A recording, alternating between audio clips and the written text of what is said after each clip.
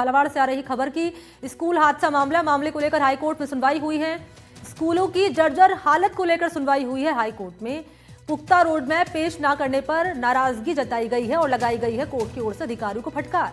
Report कागजों में कुछ और है, धरातल पर कुछ और है, यह हाईकोर्ट ने कहा है। और कोर्ट ने शिक्षा सचिव को निर्देश दिए हैं कि बजट में इस मद पर फंड के लिए व्यवस्था करें। 16 फरवरी को अगली सुनवाई होगी। नेताओं का सिर्फ ट्रांसफर पर ध्यान है, बच्चों पर नहीं है, ये भी कोर्ट ने एक अहम टिप्पणी की है इस मामले में।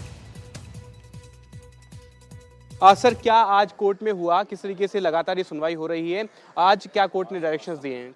जी, जैसा कि आपने बताया, पिछली बार स्टेट गवर्नमेंट को कोर्ट ने फटकार लगाई थी कि आप पुख्ता कोई रोड मैप नहीं प्रेजेंट कर रहे हैं कि कैसे जो टूटे भवन हैं, जर्जर भवन है, उनकी रिपेयर किस तरह से कराई जाएगी, कितने समय में कराई जाएगी, क्या बजट एलोकेट हुआ है इस हेड में जो पास्ट 6 मंथ्स में जब से PIL पेंडिंग है। तो उसके कंटिन्यूएशन में आज शिक्षा सचिव जो थे वो प्रेजेंट थे। उन्होंने एक एडिशनल एफिडेविट भी फाइल किया। उसमें उन्होंने जो पुरानी बातें थी उन्हीं को रीइटरेट किया, उन्हीं को दोहराया, और इस वजह से कोर्ट ने काफ़ी नाराज़गी जाहिर की और बोला कि जो कागज़ का पेट भरने का जो ये काम कर रहे हैं एडिशनल एफिडेविट, इससे कोई एक्चुअल क्या रिजल्ट है, क्या आउटकम है, इसका कुछ पता नहीं चल पा रहा है। और जो बजट एलोकेशन की जिसकी बात हो रही है, जिसमें स्टेट गवर्नमेंट ने कहा कि उन्हें 20,000 करोड़ रुपए के लगभग बजट की आवश्यकता है, और उस 20,000 करोड़ का अरेंजमेंट किस प्रकार से किया जाएगा ये भी क्लियर नहीं है।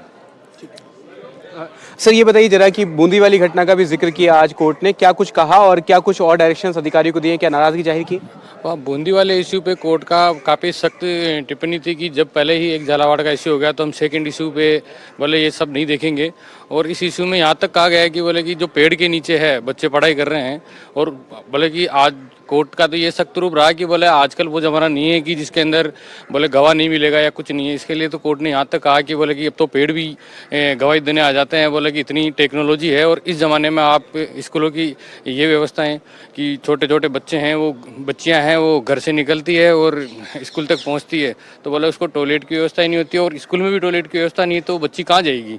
तो बोले ये गवर्नमेंट के लिए बड़ा सोचने का विषय है। और कोर्ट का काफ़ी इस पर सख्त रहा है कि बोले कि इस तरीके से नहीं चलेगा। और यह लगातार कई समय से इस तरह की बातें जो है लगातार सामने आ रही हैं। झालावाड़ का जो हादसा हुआ उसके बाद में लगातार कई और हादसे हुए। बूंदी में अभी जो सबसे लेटेस्ट हादसा हुआ, इसने एक बार फिर से चौंकाया और एक बार फिर से शिक्षा व्यवस्था पर गंभीर सवाल खड़े किए हैं।